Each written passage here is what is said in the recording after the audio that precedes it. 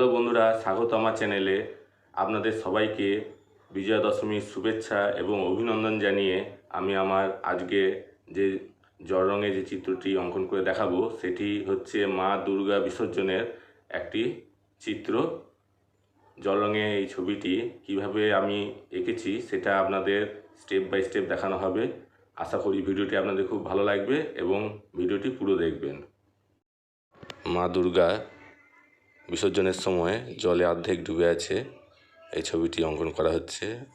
প্রথমে আমি কম্পোজিশনটা স্কেচ করে নিয়েছি এবং পেপারটি কালার করার আগে সম্পূর্ণ একবার ভিজিয়ে নিয়েছিলাম।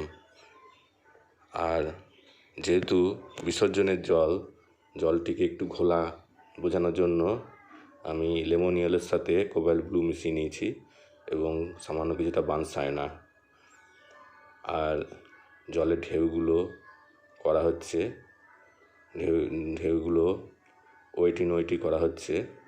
এতে যে জলের ঢেউগুলো এজগুলো সফট আসবে, এতে যে জলের যে এফেক্ট সেটা খুব সুন্দর ভালো লাগবে। আমি মা দুর্গার যে অংশটা বেরিয়ে আছে সেটা একটু কালার এসে গেছিলো, সেটা আমি মুছে নিলাম।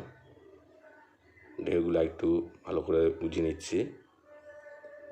আর ফার্স্ট লেয়ার হয়ে যাওয়ার পর, সম্পূর্ণ শুকিয়ে যাওয়ার পরই এবার মা দুর্গার গায়ের রঙটি চাপানো হচ্ছে।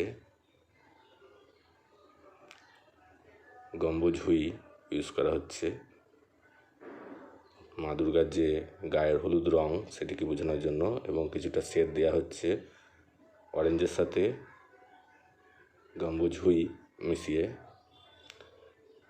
ছবিটি আমি আপনাদের প্রতিটা স্টেপই আমি করে দেখাচ্ছি, ভিডিওটি পুরো দেখবেন। আশা করি আপনাদের খুব ভালো লেগে থাকবে, এবং যদি ভিডিওটি ভালো লেগে থাকে তাহলে প্লিজ আমার চ্যানেলটি সাবস্ক্রাইব করুন, এবং আমি আরও ভালো ভালো যে আঁকার ভিডিও, টিউটোরিয়াল ভিডিও আমি আপলোড করব এবং সেগুলি আপনারা দেখতে পাবেন।